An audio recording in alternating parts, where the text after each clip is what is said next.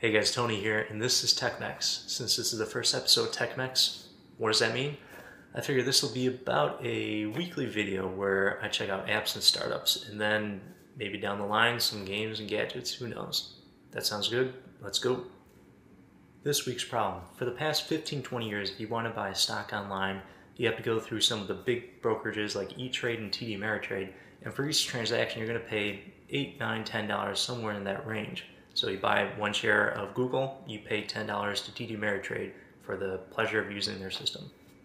The solution? Robinhood, an iOS only, for now, app where you can buy stocks fee-free. Check it out. When you open up Robinhood, the first thing that you'll notice is it asks for Touch ID to verify your fingerprint, which is nice. It instantly gets you in the mindset that this is secure and you don't have to worry. And something else I noticed, if you look at the background here, these dots as well as the waves on the splash screen, those are reminiscent of the patterns you see on money, so I think that's a nice design touch. Overall, the app is pretty simplistic. See that it's rather sparse and minimalistic. Right now it's very dark and it's got the black background since the market is closed, but if I were to check this tomorrow at 1 p.m., it would have a white background and it would look quite different. But it would still have this very sparse design. On the main screen, there isn't too much to it. There's a couple of stocks I'm watching down here, and there's also a link to view most popular, so let's check that out. So these are the stocks that have been trading the most, I think in the past week or so on Robinhood. And they're all marked green here, but you can see Apple's listed there as well as on the stocks that I'm tracking, and it's actually red since it's down for the last market day.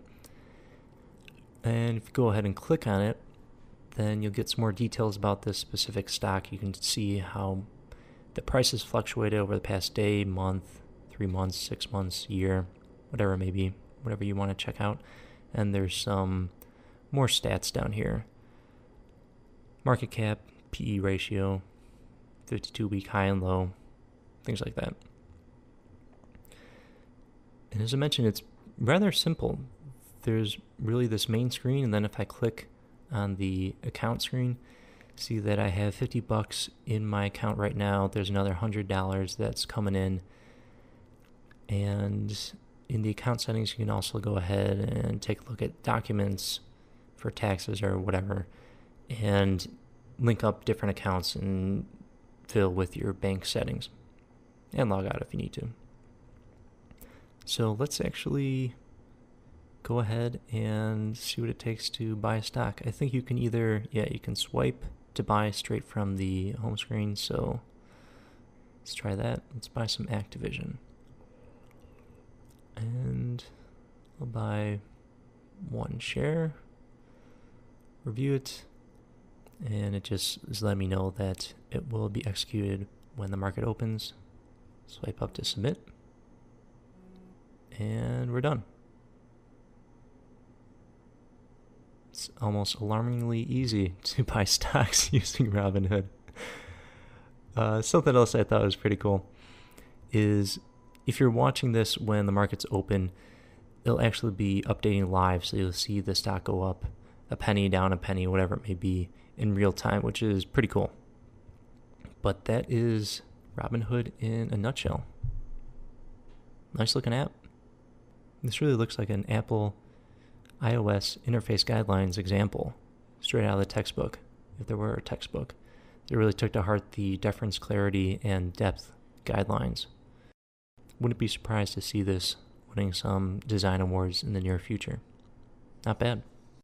Now, taking a look at the team behind Robinhood, we see Vlad and Baiju, two guys from Stanford. Guess that's a decent school. They've got about $16 million in funding. They founded in 2013. They just closed another round recently. They've got people like Andreessen Horowitz, as well as Snoop Dogg, Ribbit Capital, Nas, and Jared Leto funding them. For their business model, they mentioned a few different things. They said that it's not difficult to make money when you're moving money around. The sole example that they've consistently given is collecting interest on deposits within Robinhood accounts. For overall outlook and whether I think Robinhood matters, I'd say yeah. I'd say the outlook is quite positive. While they may not be a huge force in the financial realm within the next year or so, as long as they can survive for, let's say, another year and a half, 2 years, I think that they'll definitely pick up steam and have a significant impact on financial apps in the near future. I did have a couple of small issues. When I was first transferring money into my Robinhood account, it took a good 5 business days to get money from my bank into my Robinhood account and ready for trading. While that delay was due to ACH transfers that are used to get my money from my bank account into my Robinhood account, that still isn't really in line with the rest of the app and the speed and the design. Not Robinhood's fault, but it's definitely something that I noticed. And then I had some big questions.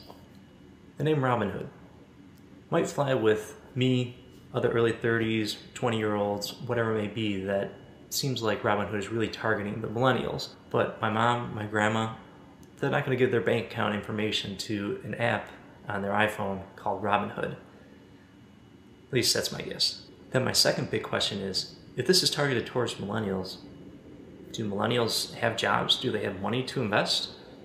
I don't know that they do. If Robinhood is planning on making their money by their millennial customers leaving cash in their Robinhood account, and the millennials don't have cash and they're not investing, is that going to work? I'm not so sure. But I don't know. It's not like I've done a whole bunch of research on how much millennials are investing. I just thought generally we are broke and jobless. So I guess we'll find out. If you enjoyed hearing about Robinhood and want to check out the next episode, hit subscribe. If you have any questions about Robinhood or apps, startups in general, what I should check out next, let me know in the comments. Until next time, thanks.